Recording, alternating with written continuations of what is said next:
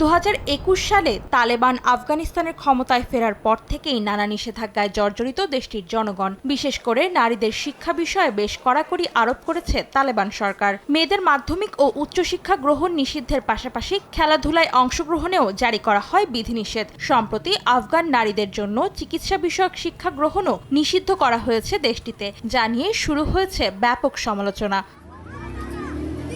স্থানীয় গণমাধ্যমগুলো জানায়, দেশজুড়ে বর্তমানে 30,000 নারী চিকিৎসা বিষয়ক শিক্ষা গ্রহণে জড়িত।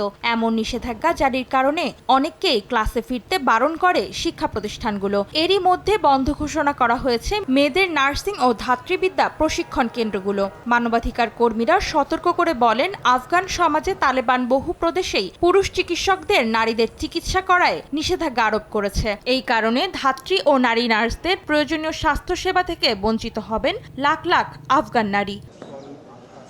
নারীদের শিক্ষার ওপর এমন নিষেধাজ্ঞা আরোপে প্রতিবাদ জানিয়েছেন দেশটির 2 তারকা ক্রিকেটার মোহাম্মদ নবী ও রশিদ খান। সামাজিক যোগাযোগ মাধ্যম ইনস্টাগ্রামে একটি পোস্ট শেয়ার করে রশিদ খান বলেন, সম্প্রতি নারীদের ওপরে শিক্ষা ও চিকিৎসা বিষয়ক যে বিধিনিষেধ আরোপ করা হয়েছে তা সমাজের অবকাঠামোকে ক্ষতিগ্রস্ত করেছে। এছাড়া চিকিৎসা খাতে নারীদের অংশগ্রহণ খুবই প্রয়োজন উল্লেখ করে রশিদ আফগান সরকারের এই সিদ্ধান্তের বিষয়টি পুনর্বিবেচনার অনুরোধ জানান।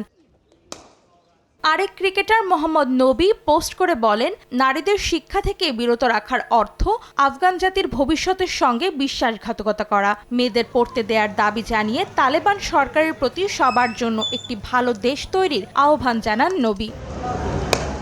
অন্তরা সেন, সময় সংবাদ।